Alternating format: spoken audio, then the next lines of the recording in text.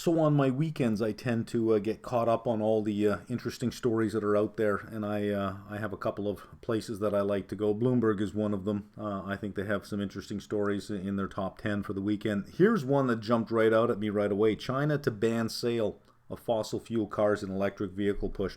And the two sub-headlines here: regulators are working on a timetable of the ban, and China joins the UK and France to phase out combustion engine vehicles.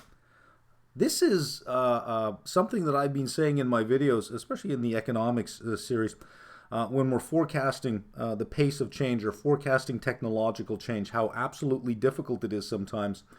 And the mistake that a lot of analysts make is to forecast the pace of technological change as too slow.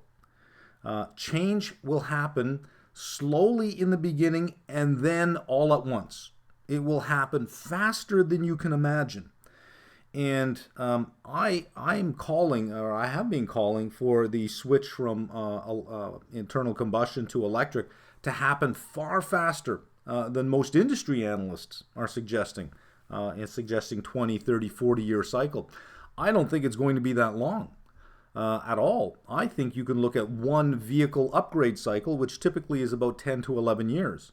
So we're at 2017 now, at the end of 2017. I think by 2027, 2028, I think electric vehicles will be the majority of the new vehicles sold. Not a minority, not just 5 or 10%, 70, 80%. In fact, anybody still making internal combustion engines in 2027, 2028, I think will be the same as any electronics manufacturer making VCRs in 2010. Why would you do it? So I think this is an interesting story. I'll put the link down in the description box below.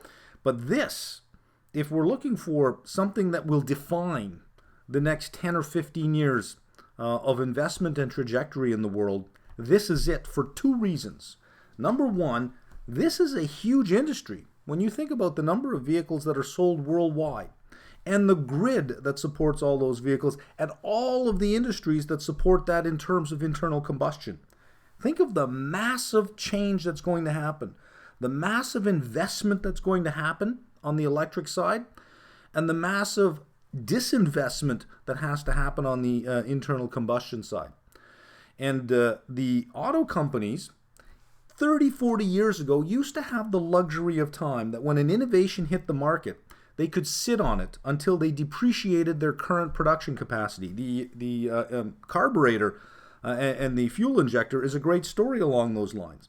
The fuel injector had the real potential to replace the carburetor.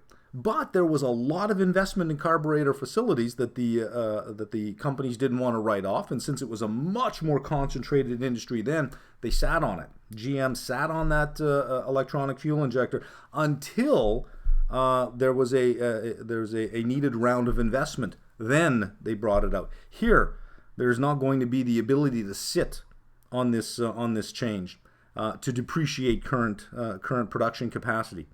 The change will happen whether they want to or not, and it will happen faster.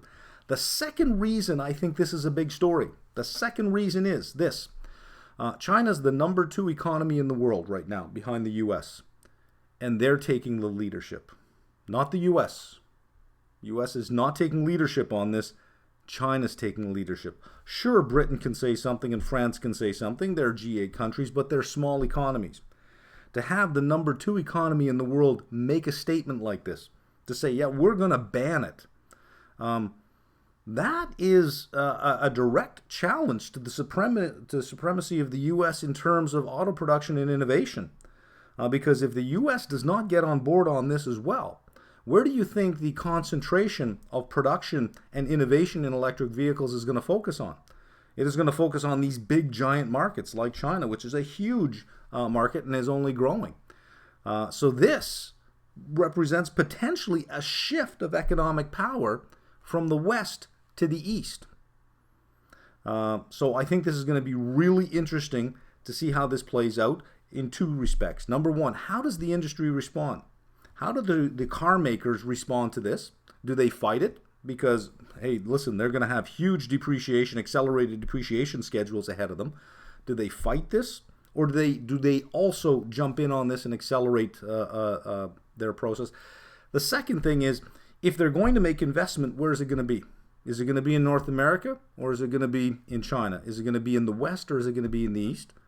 And let's see how the U.S. actually responds to this. Will they wait for the political courage to show up, or will companies just start making the decision themselves? I am waiting, and I think this would be interesting, and I think a car company who did this would show courage. Volvo already said this.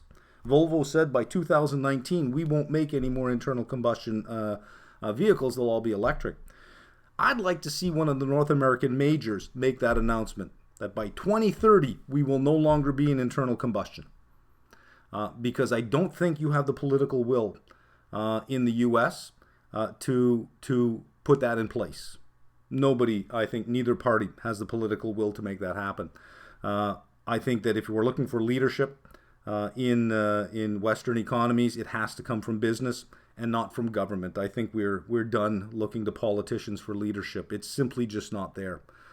So it'll be interesting to see what happens. But I think this is an interesting story for those two aspects.